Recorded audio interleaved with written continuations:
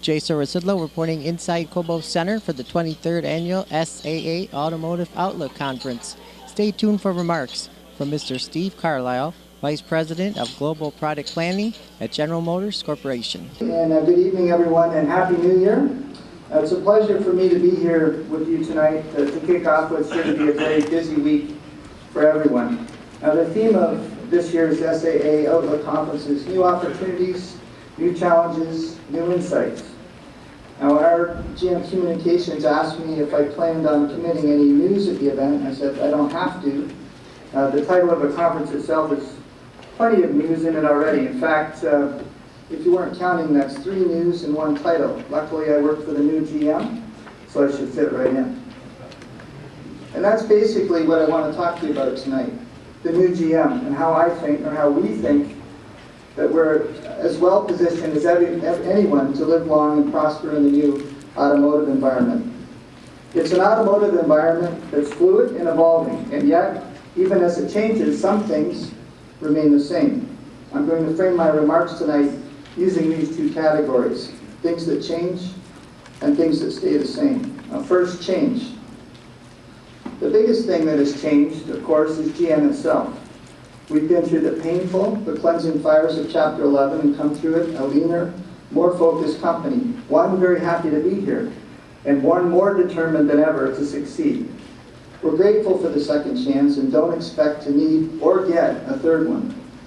On November the 18th, we successfully completed what everyone says was for dollar, the largest IPO in recorded history. And since no one knows of any IPOs before recorded history, we feel reasonably safe calling it the biggest one ever. Now, symbolically, the IPO was hugely important to a lot of people, especially our employees, suppliers, dealers, customers, and now our new shareholders. Financially, it was a very important first step toward allowing our stakeholders to reduce their equity stake in the company. Investors were enthusiastic about 3 important characteristics of the new GM. World-class vehicles that are receiving accolades from third-party experts, media, and consumers. Our global reach and scale with prospects for tremendous growth both here and in key markets such as China, India, and Brazil, and our significantly lower risk profile. As a result, the IPO allows us to invest aggressively in new products and new technology. While bankruptcy resulted in a strengthened balance sheet at GM and allowed us to start making money again, it certainly was not a magic bullet for reinventing our business. So in addition to keeping our costs down, we need to boost our revenues, and we're working at warp speed to do exactly that. In the US, we now have 4 brands instead of the 8 we had before. And yet, we sold more vehicles last year than we did in 2009. December, in fact, was our best month in 2010, and our calendar year sales were up 21%. More importantly, our retail sales for the year were up 16%, and we gained retail and overall market share over 2009. Our fleet retail mix is very good, with fleet sales at only 17% in December, and settling in at about 28% for the year. Sales of our crossovers like Acadia and Traverse, Equinox, and Terrain were very strong, a 50% improvement over 2009. And that puts us in a good position should fuel prices continue to rise. Our inventory and incentives are down, our pricing discipline is solid, and both our average transaction prices and our residual values are up.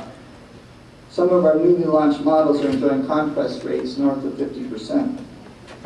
So that's what we mean when we talk about getting back to basics. We're a very different company today. We're playing in a very different home market with a much more level playing field than we had before. We have a much more competitive cost structure, a strong balance sheet, a low break-even point, and as I alluded to, growing brand equity. But of course, we're playing in a global market as well, and that's another aspect of the automotive environment that is changing rapidly. We now see about 70% of our total sales coming from outside the United States.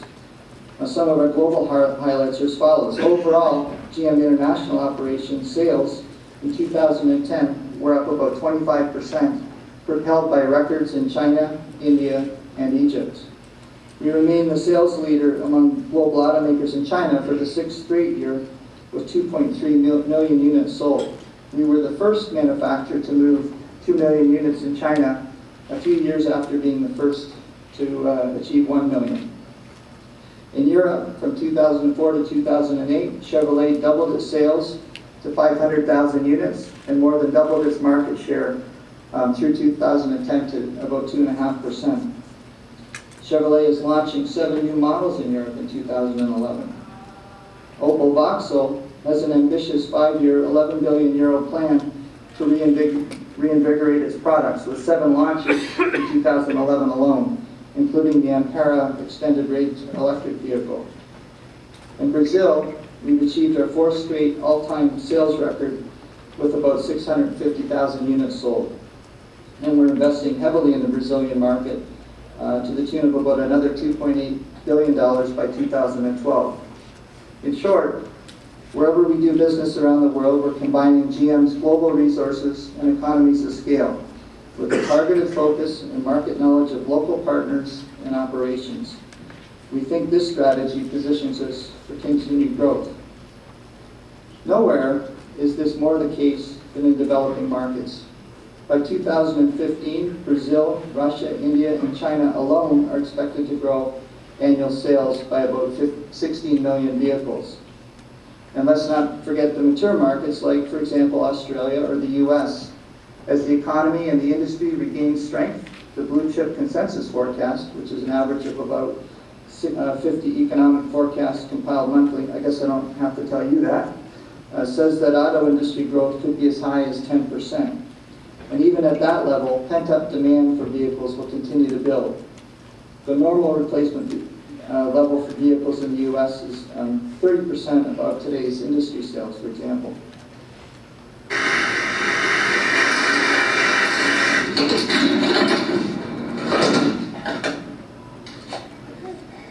Good. Yeah, we're fine. Thanks. Yeah, okay, man. Finally. Woo. So glad we're doing this, guys. Absolutely. So needed.